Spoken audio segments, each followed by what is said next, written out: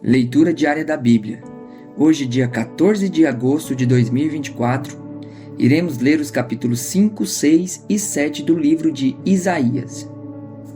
Cântico sobre o vinhedo do Senhor. Capítulo 5. Agora cantarei a meu amado, uma canção sobre o seu vinhedo. Meu amado tinha um vinhedo numa colina muito fértil. Ele arou a terra, tirou as pedras e plantou as melhores videiras. No meio do vinhedo, construiu uma torre de vigia e, junto às rochas, fez um tanque de prensar. Então esperou pela colheita de uvas doces, mas o vinhedo só produziu uvas amargas. Agora, habitantes de Jerusalém e Judá, julguem entre mim e meu vinhedo. O que mais poderia ter feito por meu vinhedo que já não fiz? Porque quando esperava uvas doces, ele produziu uvas amargas? Agora lhes digo o que farei com o meu vinhedo. Removerei suas cercas e deixarei que seja destruído. Derrubarei seus muros e deixarei que seja pisoteado. Farei dele um lugar desolado, onde as videiras não são podadas e a terra não é capinada. Um lugar cheio de espinhos e mato. Darei ordens às nuvens para que não derramem chuva sobre ele. A nação de Israel é o vinhedo do Senhor dos Exércitos. O povo de Judá é seu jardim agradável. Ele esperava colher justiça, mas encontrou opressão.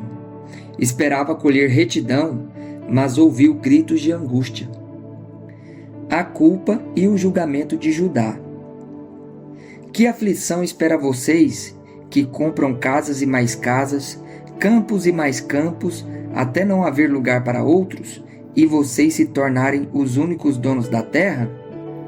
Mas eu ouvi o Senhor dos Exércitos fazer um juramento solene. Muitas casas ficarão desertas, até as belas mansões ficarão vazias. Um vinhedo de 10 geiras não produzirá 20 litros de vinho. 10 cestos grandes de sementes só produzirão 1 cesto de cereais. Que aflição espera os que levantam cedo pela manhã para começar a beber e passam a noite tomando vinho, para ficarem embriagados. Em suas festas sempre há vinho e belas músicas, de lira e harpa, tamborim e flauta, mas nunca pensam no Senhor. Não se dão conta do que Ele faz. Por isso, meu povo irá para o exílio num lugar distante, pois não me conhece. Os nobres morrerão de fome, e a multidão morrerá de sede. A sepultura saliva de ansiedade, com a boca bem aberta. Os mais importantes e os mais simples, e toda a multidão embriagada serão devorados. A humanidade será abatida, o povo será rebaixado. Até os arrogantes baixarão o olhar em humilhação. O Senhor dos Exércitos, porém, será exaltado em sua justiça. A santidade de Deus será demonstrada em sua retidão. Naquele dia, os cordeiros encontrarão bons pastos. As ovelhas gordas e os cabritos comerão entre as ruínas.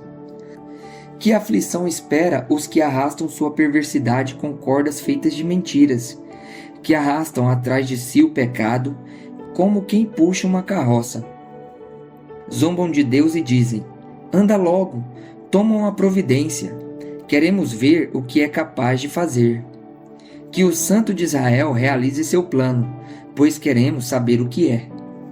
Que aflição espera os que chamam o mal de bem e o bem de mal, a escuridão de luz e a luz de escuridão, o amargo de doce e o doce de amargo. Que aflição espera os que são sábios aos seus próprios olhos e pensam ter entendimento. Que aflição espera os que são heróis em tomar vinho e se gabam de quanta bebida conseguem ingerir. Aceitam subornos para deixar o perverso em liberdade e negam justiça ao inocente.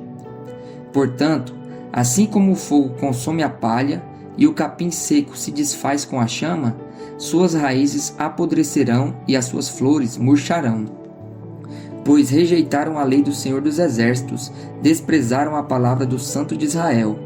Por isso, a ira do Senhor se acende contra o seu povo, Por isso, ele levantou sua mão para esmagá-los. Os montes estremecem e os cadáveres do povo estão espalhados pelas ruas como lixo. Mesmo assim, a ira do Senhor não se satisfará. Sua mão ainda está levantada para castigar. Ele enviará um sinal às nações distantes. Assobiará para os que estão nos confins da terra. Eles virão correndo. Não se cansarão, nem tropeçarão. Ninguém descansará nem dormirá. Nenhum cinto estará solto. Nenhuma correia de sandália se arrebentará. Suas flechas estarão afiadas, seus arcos prontos para a batalha. Os cascos de seus cavalos soltarão faíscas. As rodas de seus carros girarão como um turbilhão. Rugirão como leões, como os leões mais fortes. Rosnarão e se lançarão sobre as suas vítimas, e as levarão embora. Ninguém poderá livrá-las. Naquele dia, rugirão sobre as suas vítimas como ruge o mar. Se alguém olhar por toda a terra, só verá trevas e aflição. Até a luz será obscurecida pelas nuvens. A purificação e o chamado de Isaías, capítulo 6. No ano em que o rei Uzias morreu, eu vi o Senhor. Ele estava sentado em um trono alto, e a borda de seu manto enchia o templo. Acima dele havia serafins, cada um com 6 asas. Com 2 asas cobriam o rosto, com 2 cobriam os pés e com 2 voavam. Diziam em alta voz uns aos outros: Santo, Santo, Santo é o Senhor dos exércitos, toda a terra está cheia da sua glória. Suas vozes sacudiam o templo até os alicerces, e todo o edifício estava cheio de fumaça. Então eu disse: Estou perdido, é o meu fim, pois sou um homem de lábios impuros, e vivo no meio de pessoas de lábios impuros. Meus olhos, porém, viram o Rei, o Senhor dos exércitos. Então um dos serafins voou em minha direção, trazendo uma brasa ardente que ele havia tirado do altar com uma tenaz. Tocou meus lábios com a brasa e disse: Veja, esta brasa tocou seus lábios. Sua culpa foi removida e seus pecados foram perdoados. Então ouvi o Senhor perguntar: Quem enviarei como mensageiro a este povo? Quem irá por nós? E eu respondi: Aqui estou, envia-me. Ele disse: Vá e diga a este povo. Ouçam com atenção, mas não entendam. Observem bem, mas não aprendam. Endureça o coração deste povo.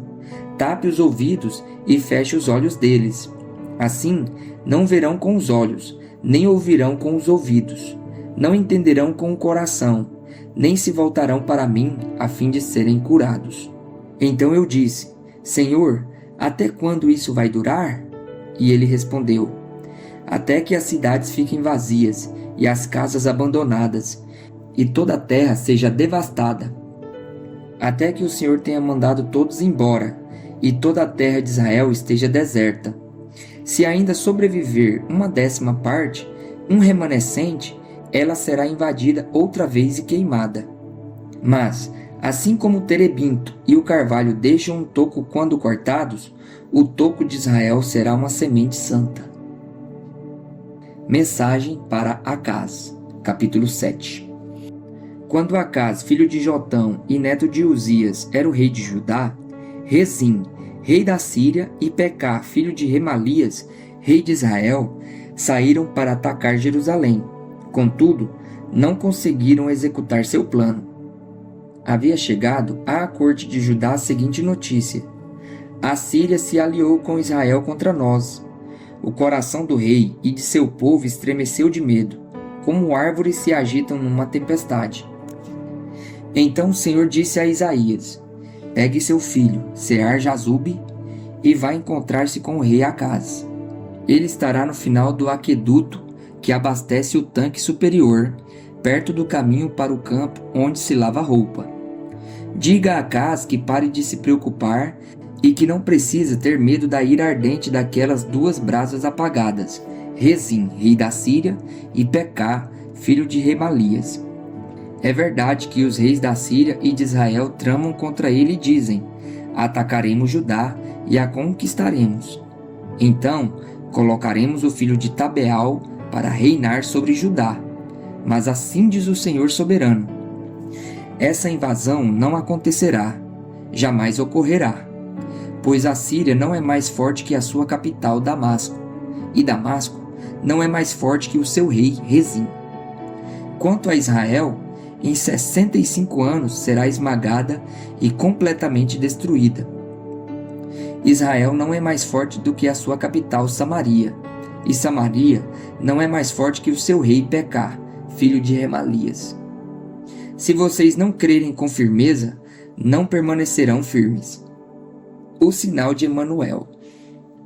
Depois o Senhor enviou esta mensagem ao rei Acaz: peça ao Senhor seu Deus um sinal de confirmação. Pode ser algo difícil, alto como os céus, ou profundo como o lugar dos mortos.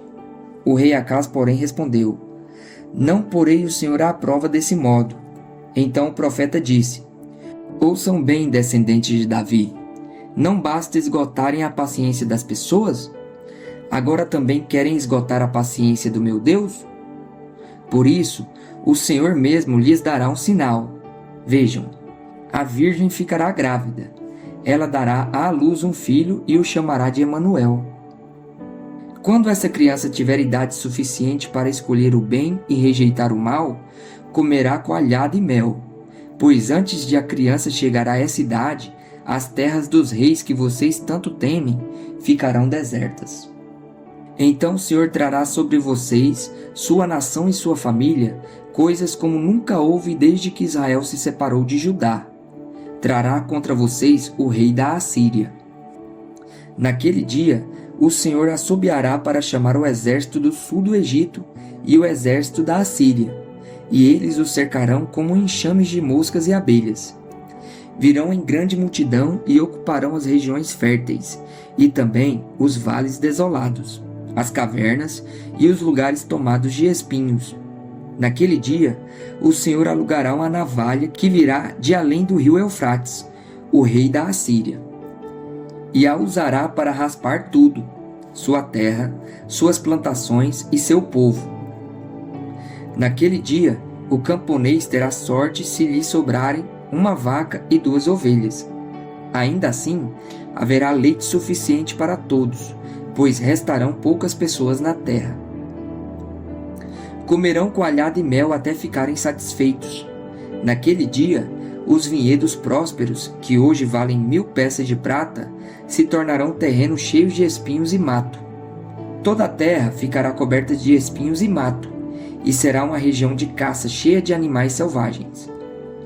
Ninguém irá às encostas férteis das colinas, onde antes cresciam jardins, pois estarão tomadas de espinhos e mato. Ali, bois e ovelhas pastarão.